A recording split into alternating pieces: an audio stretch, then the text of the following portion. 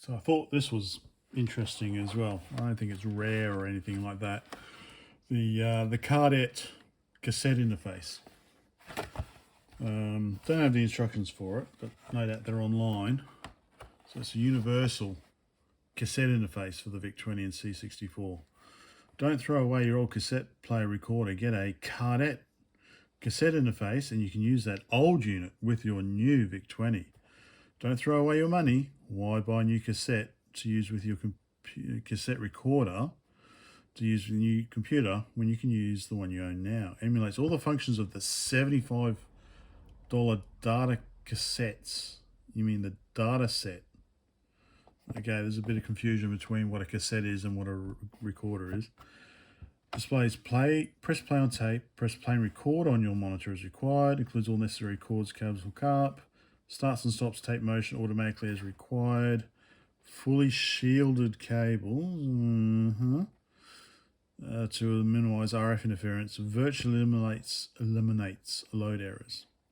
Notice incompatibility. Due to the extensive use of auto level control on recording functions of some player recorders, will not.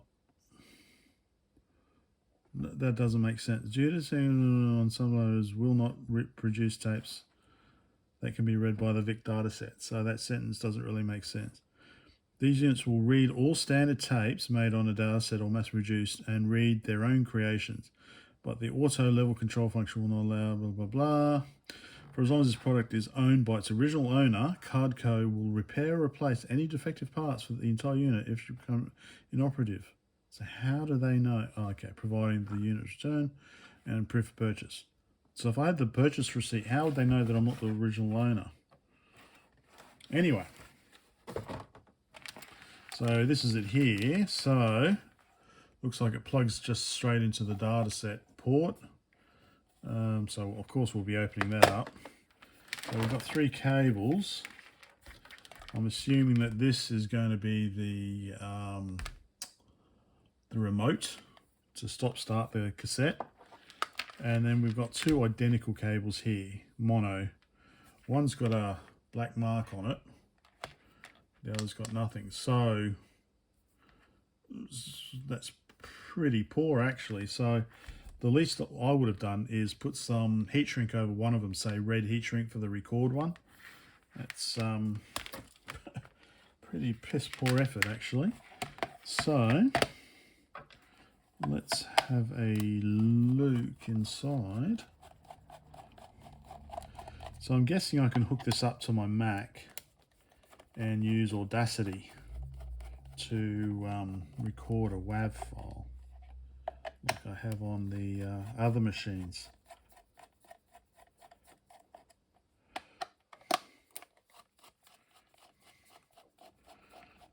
Okay, is that enough? Seems to be almost enough. Okay. Made in China. Okay. I don't know if I showed that. Did I show that? There we go. Right. Okay. So that's basically it. That is the, probably tell from here what's what. That's the underside. And that's the overside. Okay. Pretty basic. Hopefully this makes sense. So we've got a LM, or no, which one is it? Oh, that's the date stamp there. LM324. I don't know. I assume it's some sort of amplifier. Don't know off the top of my head. We've got a 7474. No, hang on. Sorry. You just get the light there like that. 7414, sorry. 7414. And it's an Oki part. I'm not sure what that is. There we go. So that's basically it. And that looks kind of like a hand cut sort of, well, it basically looks like a jiffy box, doesn't it?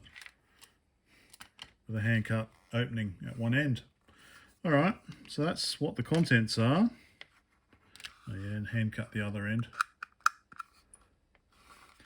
So that's what the contents are, and they go back in like that.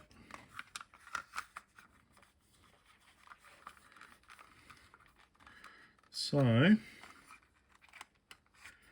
the next thing will be to hook it up and give it a try. But maybe not tonight. I'll do that maybe tomorrow.